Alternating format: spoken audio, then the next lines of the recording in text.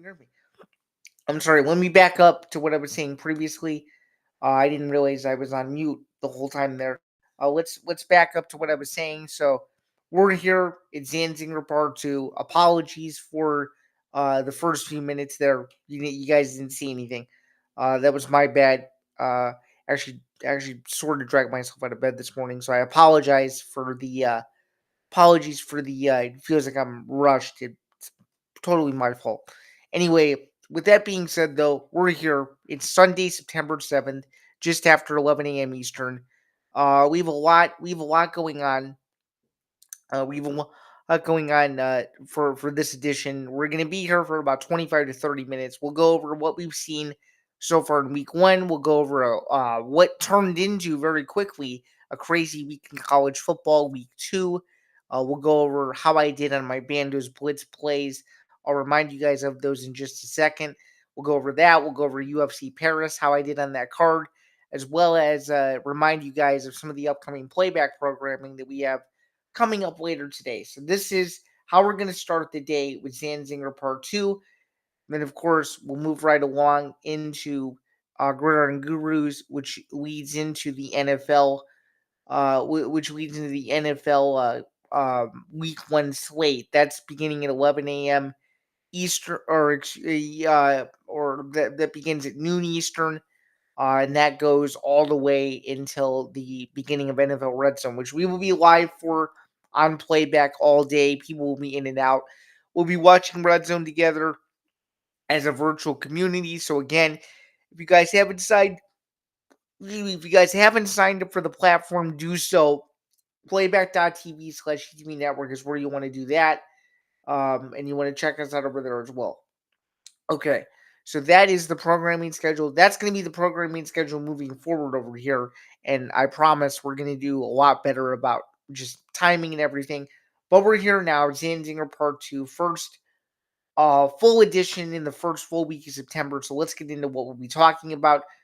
We are 1-1 straight up, 0-2 against the spread. We lost the Eagles pick Thursday night against the Dallas Cowboys. They failed to cover, and then of course the Chiefs lost outright to the Chargers. We also have a few survivor plays this week from Bando's Blitz. We like some different realms this week. We like Tampa Bay. We like the Los Angeles Rams, and we're also in tuned. Let's see. Let's see. We like Tampa Bay. We like the Los Angeles Rams, and it's been hard to keep up because there's been a lot of content coming out from me over the past couple of days. Oh, let's take a look here. Okay. We like Tampa Bay. We like the Los Angeles Rams, and who else do we like this week? There was one more game. Oh, and we like the Arizona Cardinals. Those were the three survivors. So I'll give you the rest of my survivor plays in just a few minutes. But we're gonna do a threesome and threesome in college football yesterday. We didn't do so good, unfortunately. Auburn failed to cover the 42-point spread against Ball State. They only won by 38 points or 39 points. That was disappointing. So we lost that. We lost Syracuse. They didn't cover the 6. They barely beat UConn by only a couple of points, but it was under 6. So we lost that, and UCLA lost outright against UNLV. So we went 0-3 yesterday. A bad start in the realm of college football. Thought we would do a little better, but UCLA just got trounced yesterday by UNLV. Nico Ilyamiyama does not look like the quarterback of the future for them. Again, as I alluded to, Syracuse underperformed, played extremely poorly against UConn. We're lucky to win that game. They were running sprints after that game. That's how mad that Fran Brown was after that. So that was disappointing. Then, of course, the other one, as I just alluded to, which was probably the most disappointing one, was Auburn not being able to cover the spread. The final score there was 42-3. They were 42-point favorites, and we were literally on the number. We had it, and then Ball State kicked a field goal. Absolutely ridiculous. Those were three plays that I was super confident about, including Auburn. I knew that was too many points, and I bit the bullet anyway by taking them. Why did I do that? I don't know. But all I know is that it's week one or week two, week one of the, I guess the first week of doing these. So I don't know.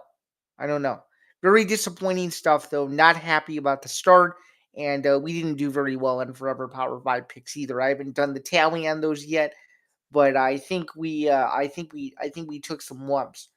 I think we took some big lumps. In fact, taking a look at it, we'll go through more of this middle of this coming week. But we didn't do that good. We didn't do that good at all. Well, actually, I did pretty well on this Oklahoma pick. Now that I think about it, I haven't fully marked this up, but we had Oklahoma. They won against Michigan. They covered that. Let's see, and then Missouri also took care of business against Kansas. But we struggled though early on, and we were wrong on Illinois. So I was happy to be wrong on Illinois. Said they would push against Duke. They won the game outright, 45-19. Absolute dominant performance, forcing 5 turnovers in that game. So that was a nice win for Brett Bielema and company. Hank Beatty with another big day through the air at receiver there. And then, of course, a huge day for the defense, as I just alluded to, some huge, big steps up in competition for Illinois. Luke Altmaier a lot more poised in the second half after failing to run the ball as an offense in the first half. They used a lot of mixes of different packages and stuff, and Illinois was able to exploit everything, and they won. They won comfortably. They're 2-0 now, coming back home to play Western Michigan this upcoming Saturday. All more on that on the newest edition of Bandos Breakdowns coming up here in a couple of days. But let's keep it rolling, though. We don't have a ton of time, and we want to make this as efficient as possible. UFC Paris yesterday went 7-6 on that. Let's see, 9 KO TKOs, 11 finishes in total out of the 13 fights. Nasruddin Imamov, uh, uh, and then the only other three that or four, we had a decision win for Nasruddin Imamov. We had we had a Nasruddin Imamov decision in the main event of Kyle Bahayo. That ended a 10-year unbeaten streak for Kyle Bahayo. Imamov will remain more than likely at number 2 in the middleweight division coming up later this week. So that'll be exciting. That was a good win for him. Had a few nice picks. Mason Jones won as well. Prelims were solid. Overall, a good Paris card. Sold out house for that. That was fun. Overall, I really enjoyed that card. That card was a good card, and they showed out. That fan base showed out 1,000%, and they looked really good doing it. They looked awesome. Um, let's see what else there was.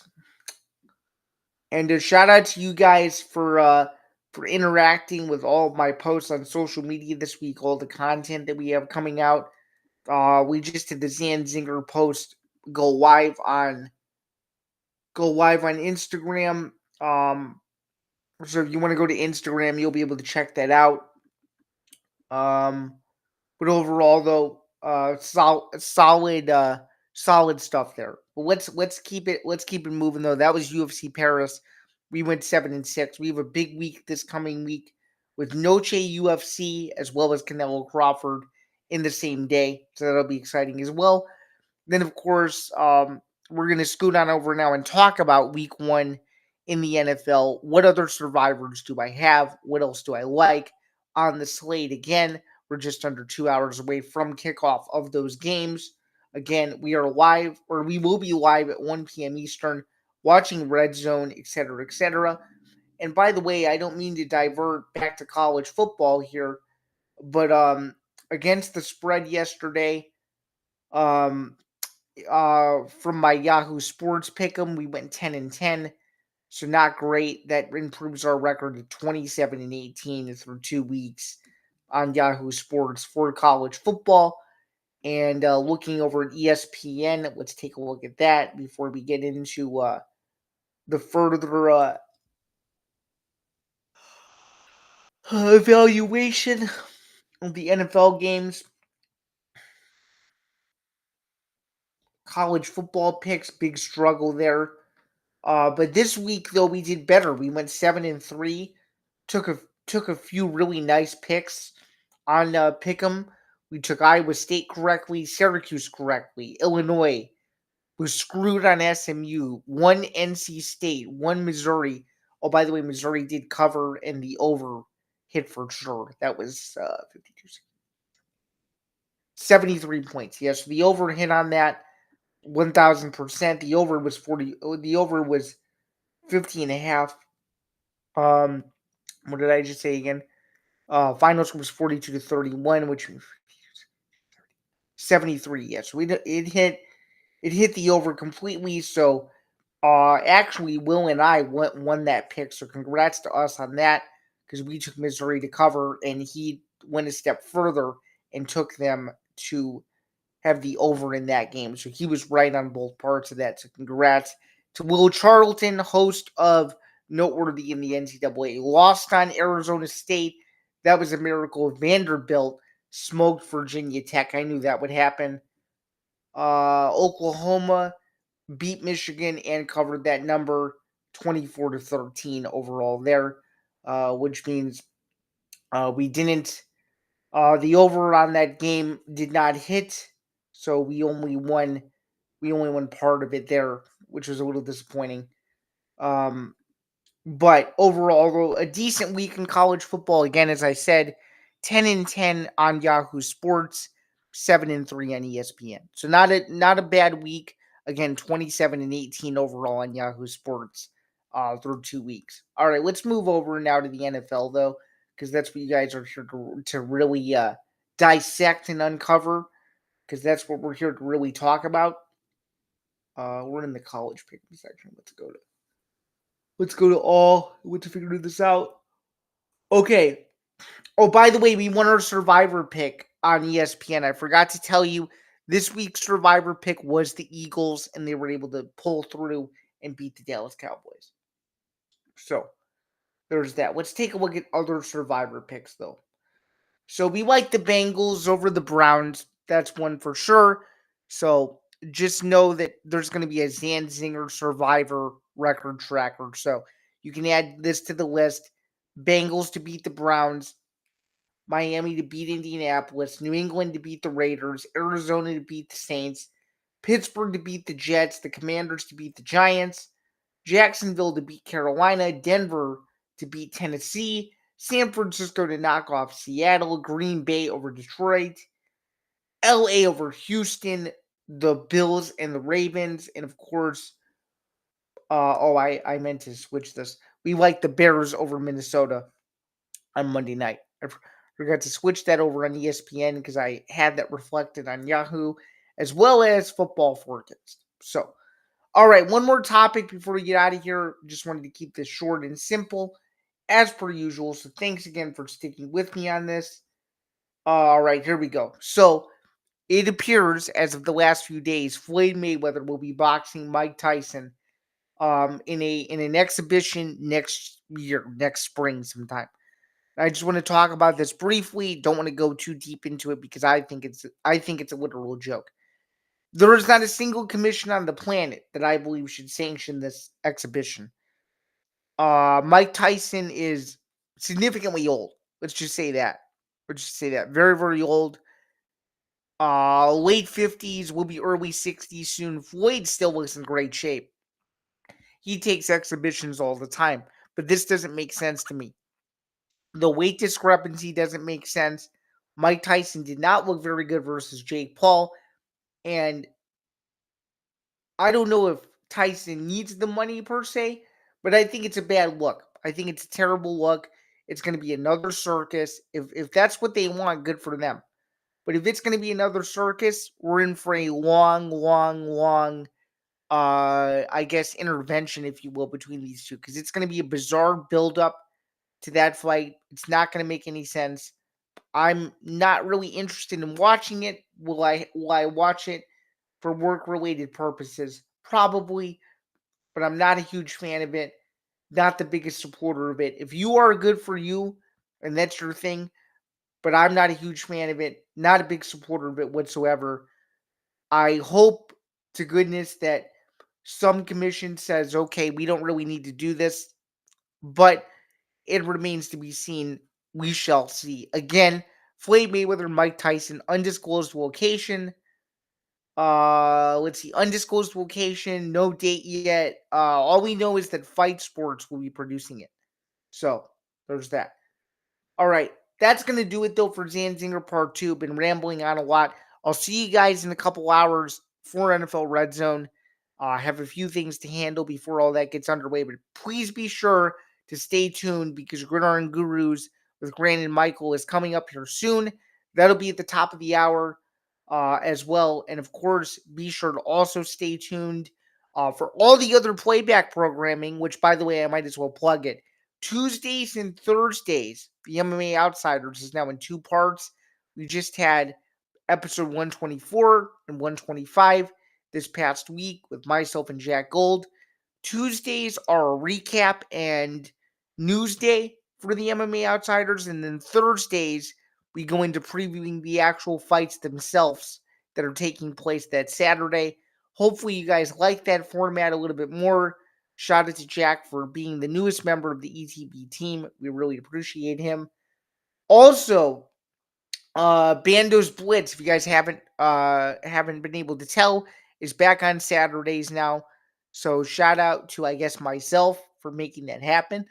So Saturdays, if you want all my college football picks for that, you'll get those.